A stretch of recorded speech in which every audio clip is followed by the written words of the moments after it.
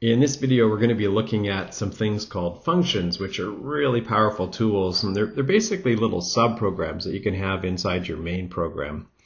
So I've created a little sample program here, at least the beginnings of one with all of its boilerplate, and then just the very beginning of the main program. And you could imagine that this main program could go on and on and on with lots of stuff, and eventually it gets very, very cluttered, and it's kind of hard to see what's what in the main program. And it would be great if there was some way of cleaning that up, and there is. So I've trimmed up the boilerplate here just so you can see a little bit better. And I want you just to focus on these couple lines here where we're starting to print off maybe some instructions. And again, this could go on and on for several pages of instructions. And I'm kind of thinking, man, it'd be great if when I'm doing my main program, I could just trim all that down and just summarize it and say, hey, why don't you just print the welcome? Computer, please do the welcome at this point. And you basically can. This is what functions are all about. Now, there's some spelling and syntax issues. Like for one thing, it won't just go welcome semicolon. It's going to have a couple of round brackets in there where we could send some information off to the welcome subprogram if we wanted to. I don't want to, but they still have to be there, these round brackets, just like they are in the main program where it says int main, round bracket, round bracket. You also have to let the compiler know what this welcome is all about. It can't read your mind, so you have to at some point tell it what to do whenever it bumps into this instruction, welcome. So what you could do is have welcome in your main program, and then you got to kick your main program down, and before the compiler ever bumps into the word welcome, it has to have a chance to see what to do. So in that space before the main program, you could go and warn the compiler, you could declare it, and then you could define it. You could instruct the compiler on what to do. And we've actually got both of those things going on here.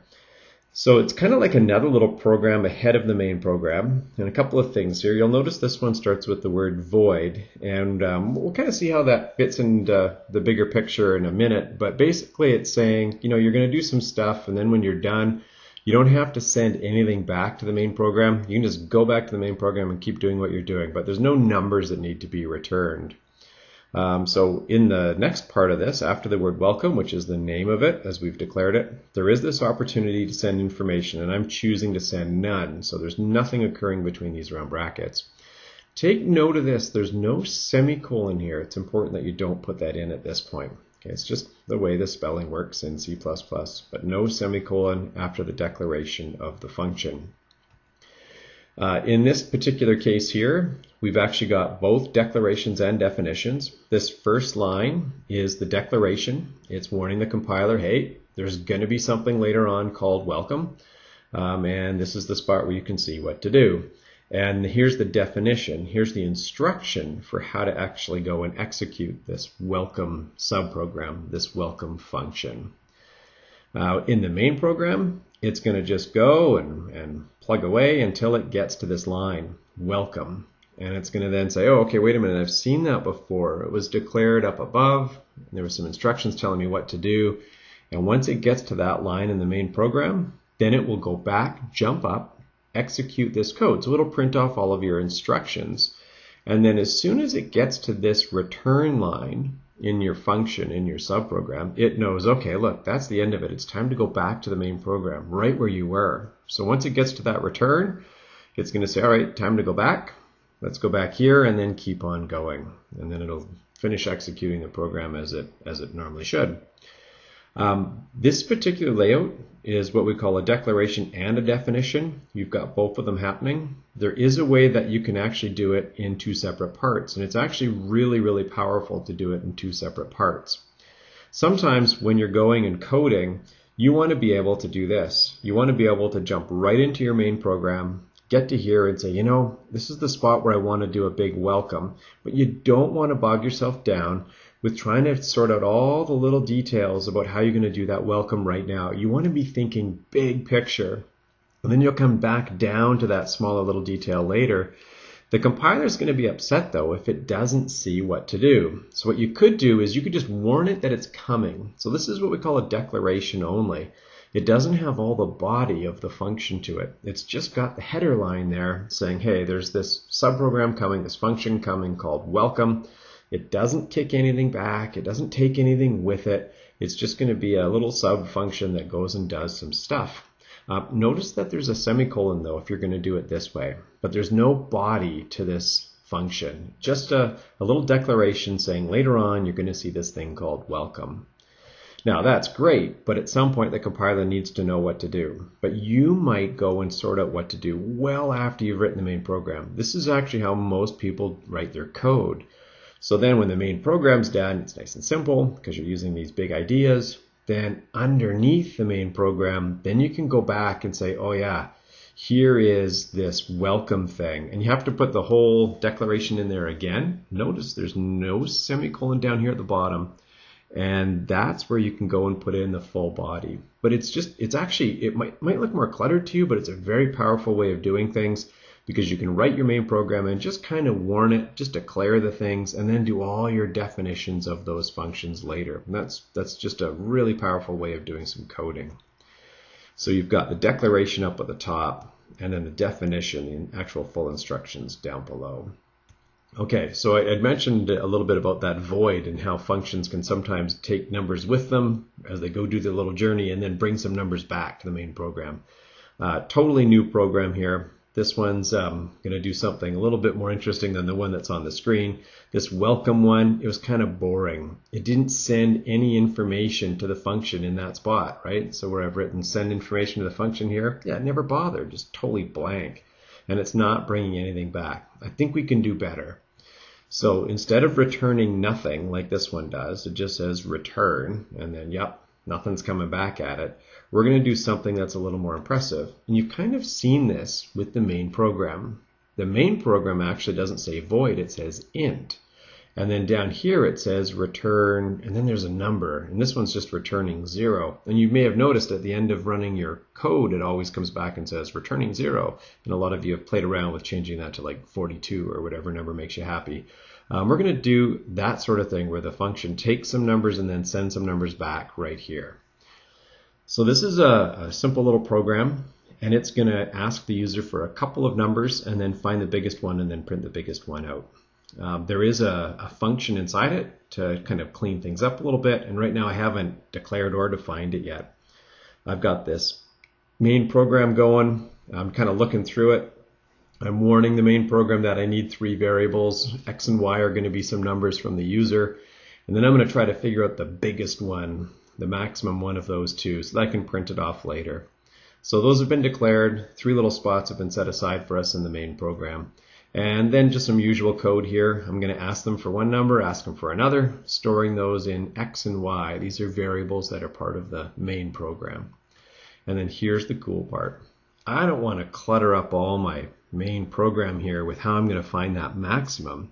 So I'm just going to come up with a function that'll do it later. I'm just going to call it, I'm making this up. I'm going to call it find the max. And I'm going to send it some information so that when it goes on its little journey, it can work with something. I'm going to send it the values of X and Y.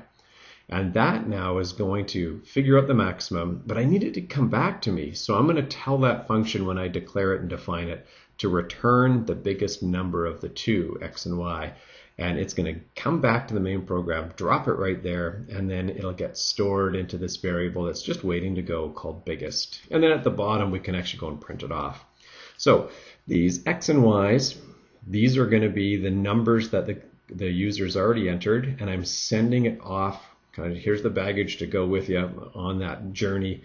It's going to go off to that function, and then it will come back and say, all right, I've done some work, and I've got an answer for you. We can store it into biggest.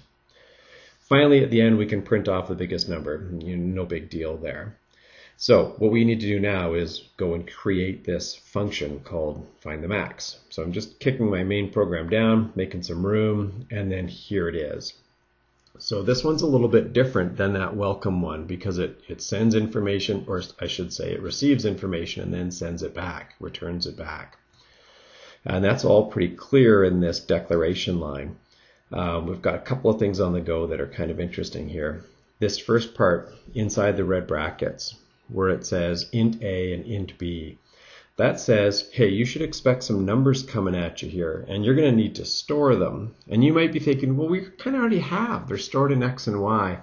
X and Y are variables that are in the main program, and you shouldn't be touching them or trying to touch them here. So we have to make some local copies. So now we're going to make two more variable spaces where we can copy the values of X and Y, and then we can go and do whatever we want with them. When we're done, this seems to say that we're going to send back to the main program an integer, and indeed we are. It's going to be the maximum value. That's this return line down here where it says return, the max is. And if you're wondering, what's that, the max is? Well, it's coming up right here. I'm going to declare a new function, new variable, I should say, that's just for this function. It'll only be accessible here in this function, and then when the function's done, we can't access that variable anymore. So I'm just telling the compiler, yeah, I'm going to need a little space here where I can store something. Okay, here comes the selection part. We do a nice little if, and we make some judgment calls, and we decide which one is the biggest, and we're going to store that answer in the max is, and then we're going to return it back. So locally inside this function, we've got that variable the max is, which is going to be a placeholder for that maximum value, and now it's time to return that number and kick it back to the main program. And that's what's going to happen here. That main value will come back. That's what the right-hand side of this equal sign will be. And then we're going to assign it. We're going to place that into this variable called biggest. Now, I've deliberately used two different words here. So in the subprogram, looking back, I've called that variable the max is. That's where the function is trying to figure out who's the biggest.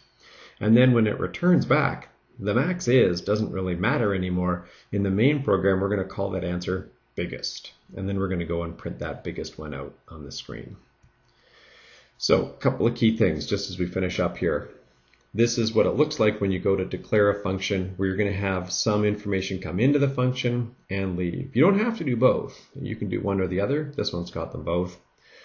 This part here is where we can send information to the function. Be aware of the fact that you're really only sending values, and you're now making copies of those values. A and B are the variables that you can play with, but when you play around with them and change them, you will not be changing X and Y. You're just given a chance to peek at the values of X and Y. They get sent off to you, and then you can store them locally as A and B, but it's not appropriate to be trying to change X and Y in this manner. Then when this function's done, it's going to kick back an answer, and it's going to kick back an integer, and it's going to return whatever that maximum value is. And so that's how you can send information to a function and have the function return information back if you wish. And it's just a nice way to clean up your main program.